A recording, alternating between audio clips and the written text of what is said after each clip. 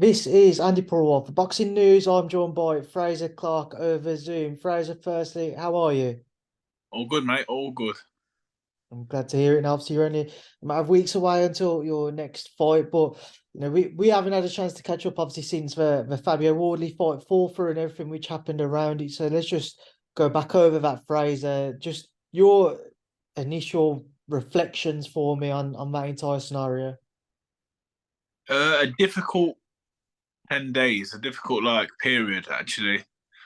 Not ashamed to say that at all. It was took a little bit of getting over. Took a little bit of silence and just looking at myself, looking at the people around me. I had to have a lot of good conversations and some good reassuring conversations. But nevertheless, an experience. And I'm glad to see the back of that little scenario. To be honest, it didn't quite end how I wanted it to end. But I've been assured, like I said, I've told people, I've been assured that some good will come of this situation, and hopefully, I look back and see that it's worked out for me. Fingers crossed. But yeah, it was not a good time. There's a lot of anger from myself. I was pissed off at first. The guys. I got to give, like I said, I got to give credit to Ben Shalom. After he took a lot of shit, and after he came to me and gave me some good reassurances and some wicked guarantees, for the future. And hopefully we can still get this Fabio Wardley fight made. So yeah. We'll come on to potentially still being in the pipeline, but just to kind of stick with that entire scenario. Um, to your understanding, Frazer, why were you pulled from the fight? To my understanding, I needed more experience and more rounds. That's what I was told. That didn't sit too well with me because, obviously being the fighter and the person I am, I felt capable, still feel capable now. The people around me were just talking about, doing what's best for me, which at the time I didn't think was the right thing. I thought I was doing the right thing. I thought I got myself into a great position.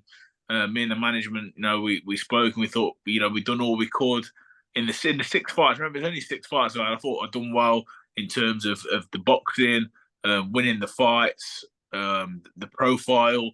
I've done everything. I ticked all the boxes in my head. But probably the one box that I didn't was getting the rounds in, and that's what obviously the people at Boxer and the people at Sky wanted. And um, let's not beat around the bush. I think it's clear that the guys want the fight to be on Sky as well. So that's just the reality of it. Um, Around it all, there seemed to be kind of some sort of rather confusion in terms of uh openness of your entire team. By that I mean, 258, Sky and Boxer. Now, obviously Fabio did a number of interviews, did one with me, and he suggested that your teams weren't communicating with each other about what they actually wanted around this fight.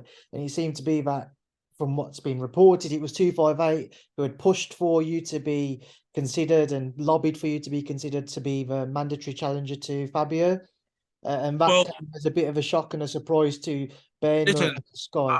I've got no shame in saying, what, Fabio was absolutely correct. The communication wasn't as good as it should have been, and it's something that's been ironed out now. And it's something that going forward will change. So on my side of things, and on all parties concerned, going forward be a lot better. In terms of the lobbied thing, what you have to remember is from the day that I turned professional, yourself and everyone else in British boxing that spoke to me has gone on about the British title, even from my debut. People have talked about me fighting in the British for the British title as early as my debut. People were talking about it. So when you say lobbied, I was asked to be considered to be in the hat basically of the people that are going to be considered to be made mandatory, and we was led to believe that wasn't going to take place for about 8 weeks, and it sort of happened really quick, happened in about 3 or 4 days. So that's where at the time we were going to have another fight in that period. Obviously, June 10th was the first date. So we were thinking, I'm going to get the opportunity to get some rounds, and then obviously probably possibly be considered to be mandatory after that, but it happened really quick.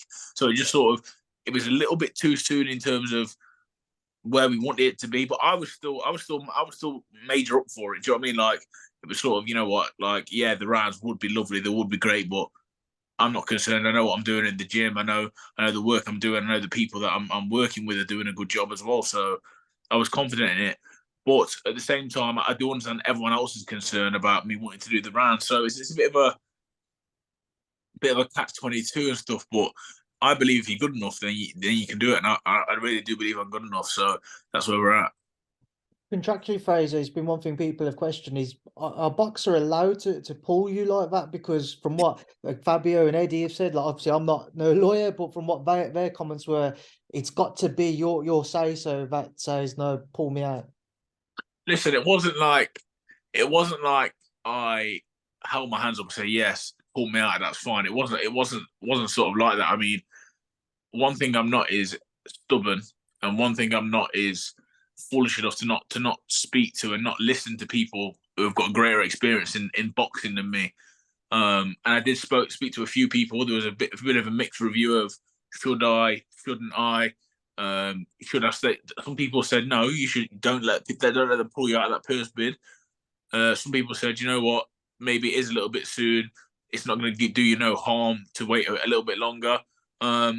So in the end, you know, I listened to reason, and as much as I was gutted, I let the people that pay my wages do what they thought was right for me at the time. And yeah, it really did hurt. It upset me from a pride point of view. You know, I had to what's it, suck sour grapes or stuff like that. You know, I've had to really shut my mouth the last few weeks. I've been a bit inactive. And yeah, you know, I felt a little bit like, you know, I felt a little bit like sorry, one sec, the Zoom's gone on. I felt a little bit like an idiot, you know. I'll be dead honest. I felt like a complete idiot. I was a little bit ashamed. And then, you know, a couple of days that happened, but I'm in camp anyway to box, so I had to sort of just flip that on its head and crack on with my job, and that's what I've done ever since. Kept my head to the ground. Give the socials a little bit of a break. I've still been on them, but just not been very active. And yeah, to be fair, it's really toughened me up in terms of, you know, this business chucks a lot of different things at you, and you know, I've come out the other side and I feel really good. Whereas I'm sure, certainly at least since then, you've been made more so aware of what maybe Eddie or Fabio had to say around it all. It's slightly died down a little now, but on any of their comments for it all, what have you made of it? To be honest, I think the Fabio stuff, I actually exchanged a couple of messages with him, and you know, it was like he's basically said, listen, do what you've got to do on social media. You know, if you want to run with this, then run with this. I actually think it's probably the most attention he's had in his career so far to date. So, you know, fair play to him. Made the most of a bad situation for both of us. Really, it wasn't just for me. I think he was gutted as well that the fight wasn't going to happen. So we were both expecting a great fight. We were both expecting a good challenge, a good payday. So I imagine he was as pissed as I was, to be honest, because it wasted a bit of his time, wasting my time as well. So, you know, he ran with it. Obviously, the funny pictures and stuff, me in a pram being pushed by Ben and stuff. And Eddie's comments, like I say, I sort of took myself away, so I didn't see too much. I think someone said that he said that this could affect my career going forward or something like that. Could affect me. Did he say it could affect me mentally or something? He said a few things though. Some of the notes that I had was, you know, he feels sorry for you because you've been made to look like an idiot, but your credibility is on the floor. You've been hung out to dry. No, listen. Anyone in boxing, anyone that knows me knows that. Listen, my credibility is solid. I'm a fighter. You know, the other side of things is, did I get made to look like an idiot? A little bit. How many times has someone been made to look like an idiot? You know, I'm thick skinned. It didn't really bother me. It did at the time, but you know, now it's old news, isn't it? Do you know what I mean? Now we've had loads of stuff go on since then, and it's literally old news. And yeah, someone just told me that he said that he think it might affect me mentally and stuff, but he can probably only speak on behalf of the boxers he's been surrounded by, and he's probably had to mother cuddle a lot of boxers through their career, a lot of weak, fragile-minded fighters, which he's had to probably put up with that. So he's just probably speaking from experience that if it happened to one of his fighters, he'd probably have to, pick them up off the floor and stuff. But I said this before, I've been through so much controversy in my life. This was another thing, and I got through it. Like I say, I missed out on 2 Olympics. You don't get no more heartbreaking than that. You don't get no more heartbreaking in the sport of boxing than working 4 years for something and then not happening. I've been stabbed 3 times. I've been at terror incidents. It's one of them. It's one of them things. It was a terrible time, a terrible couple of days, 10 days. Sorry, my son just come in and started playing with sons. It was a terrible 10 days, but I made it the right stuff. I was brought up the right way. 1 second, someone go out there a minute, please. Babe, take him out, please.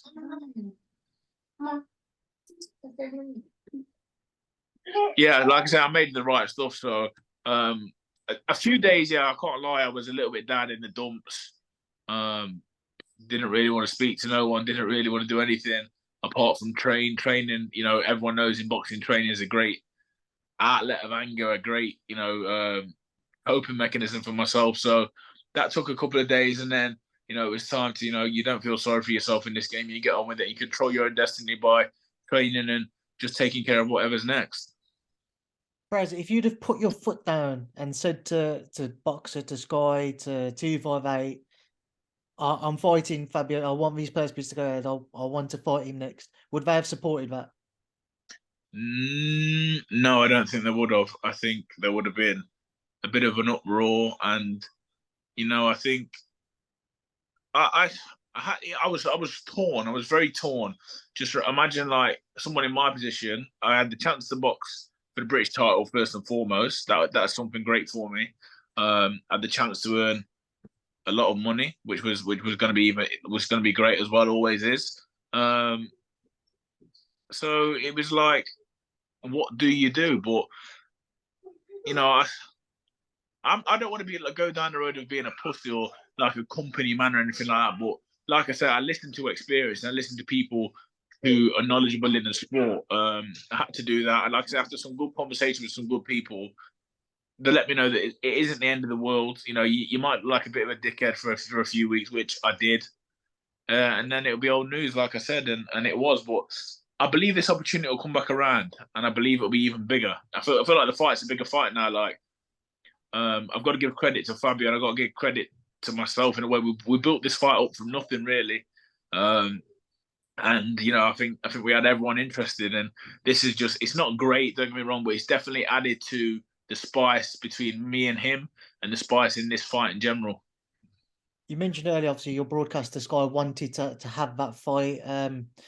We know Ben's come out and he's had a number of interviews before then, since then, saying that they're still trying to negotiate a deal to make the Wardley fight away from purse bids.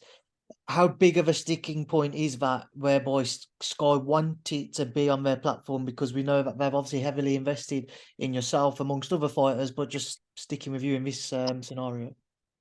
It goes 2 ways, doesn't it? I mean, I feel grateful that, not grateful, that's not the word. I feel honoured. No, not honoured, that's not the word. I feel good that, they really, they want the fight on their platform. Obviously, it shows that, they think it's a big fight, and they wouldn't want to lose the rights to that fight to anyone else.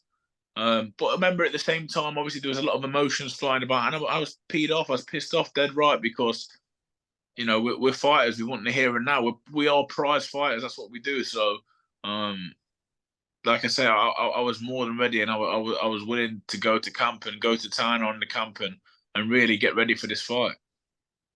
Ben, Fabio and Eddie all seem to be in disagreement as to what type of offer has been on the table away from purse bids. Ben's suggested that it's a career high payday. Fabio and Eddie have said otherwise.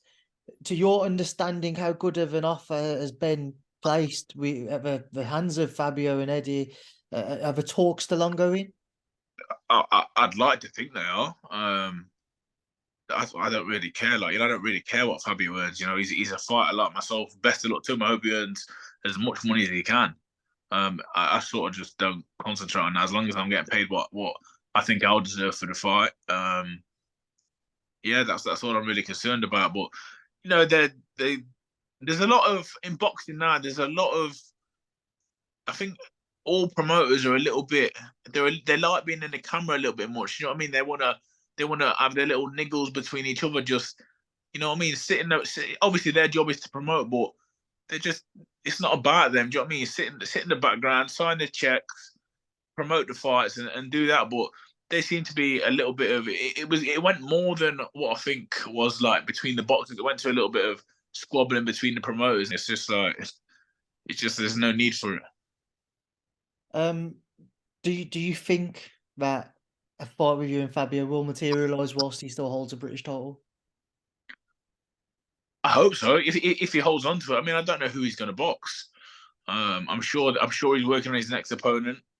Unless in the background there's been a deal done between the Sky and Box a Lot and Fabio, then I imagine if there is, I imagine he'll get a knockover and then we'll fight after that. But if he stays with Matchroom and has another fight with them, then they could if he wants to defend the title, they could possibly fight Solomon. And does he beat Solomon? I don't know. Frazer, reports had come out the day before the purse bid pull-out that you was going to face Harry Armstrong in your next bout. Obviously, since then, that all came to light. It's not going to be Harry, it's going to be Mariusz Wach. But can I ask, was Harry Armstrong ever in the picture? I think he was in the picture. I mean, he did the worst call-out video you've ever seen in the history of call-out videos to me on Twitter. And it was just like, the fight wasn't hugely entertaining and it wasn't really getting my juices flowing anyway. Then after that video, that terrible call out, it was just like, oh my God, I don't even think I could have got up to fight him, to be honest. But Mariusz Wach is definitely a better name and definitely, it's a better opponent, 100%. I've been watching him and people, obviously the casual are going to talk about his age and these defeats and this and that. He's been in there with them all and he's very durable. And that at this stage of my career is something I need. And it's also going to give me this is going to be another fight where, Bogdan Dinu was a good fight, a good name. This is another good name. Yes, he's a little bit older, but I watched his fight against that Russian guy that looks like a bear, Magmadov. Magmadov. Yeah, and you know what? He was in the fight for a little bit, so you can't be switched off with him. I'm training really hard and taking him really seriously. If it wasn't for this entire situation with Fabio Frazer, do you think you'd actually get more credit for the Mariusz Wach fight? Because everybody knows what he's about. As you mentioned, he's durable, he's been in there with the best. And certainly for at least a few rounds, he will try and, give it back to you until maybe he does start to show that durability. Like, I'll be honest with you, I wasn't even too keen to speak with you on it and speak to you today, because I think if I've learned one thing from this whole Fabio situation, obviously we have a sort of a job to do in terms of promoting ourselves and being about. But I've just been in the gym. I've been really quiet. I've not really. I remember I do loads of media. I speak to everyone because obviously I don't mind doing that. But yeah, I think it's better just keep your nut down sometimes and get on with the training. I've not really been at the boxing shows. There's loads of boxing this weekend. I could have gone to any of them. Usually, I'm a slut for a boxing show. I'm everywhere. Do you know what I mean? But I've just kept my nut down and just training. I've got no interest in what anyone thinks. I really haven't. Like, obviously, I seen some people criticizing Tyson Fury. I've seen people criticizing AJ. People criticizing Usyk. What chance have I got? If them guys at the top of the division are getting criticised, what chance have I got? So, let the people say what they need to say. So with Mariusz Wach, then, what's kind of your hope from this fight, other than rounds? Yeah, I mean, I want to win first and foremost, because, like I said, I think I seen an interview the other day, and someone said, he's coming with intent. I think he's fighting either this weekend or next weekend as well. So he's like, if he gets a win then and he's on a bit of a roll, then he's going to come with momentum. So my hope is definitely to get round. My hope is to be questioned and ask, have to answer a few questions, but ultimately come through injury free and with a good win. I mean, where do you go beyond that? Have you got your jammers? I'll put one in in a minute. Okay. Beyond that, we'll assess the situation and see where the British title's at in that time. After that, I think, but for after the last few weeks, just one fight at a time, concentrate on that. Sort of, I had a full on first year. Being a pro, full on. I fought a lot of times. I was putting myself out there, which I think was my job. And now it's time to sort of sit back and just do the work. Frazer, a few other topics I'm interested to get your thoughts on is Daniel Dubois leaving Shane McGuigan. Now, we've done a few interviews and you've said that you was actually previously, you got a little, I don't know whether annoyed's the right word, but seeing him go with Shane, you said that you knew how much of a good fighter he'd turn him into. Now they've split and he's with Don Charles. What do you make of that? I don't know the reasons. If I'm honest, obviously I don't have too much to comment on it. I just know that Shane's a really good trainer. And when I went down there and sparred with Daniel, he was listening to instruction really well. He was doing really well under him. I could see how much of a good fighter he was. So he must have his reasons. And, he's a good fighter. He's a good young fighter. He could go wherever he wants. But I just think he had a gem of a trainer in Shane McGuigan, and he was doing really well under him. From what I'd seen, the improvements that he made. So I hope he continues to improve and do well. But yeah, I've not got much to say on that. It's, each to their own. I mean, speaking of Shane and the success he's had this past weekend with CBS, overcoming somebody well in Lawrence Okolie, what did you make of that? Yeah, it was a strange fight. If I'm honest, I think obviously I was gutted for Lawrence. Lawrence is a friend, do you know what I mean? So I was gutted for him, but I just think when he watches it back, he's just going to see how wrong he got it. I think he got it really wrong.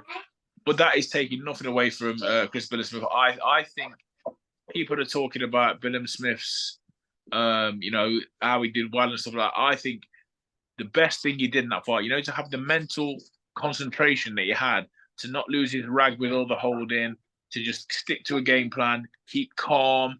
He didn't even complain to the referee much. I was so impressed with his mental attitude.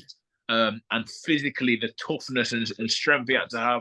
Because remember, Lawrence is a big guy as well, and he was pulling, shoving, punching in close.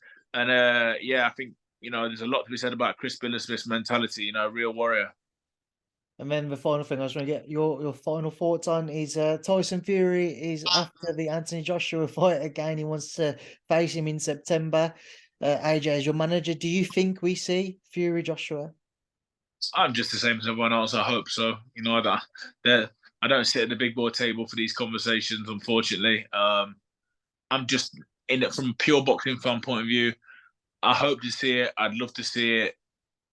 But until they are actually in a ring with a referee in front of them, I wouldn't bank on seeing it. So same as everyone else, fingers crossed, and let's hope so.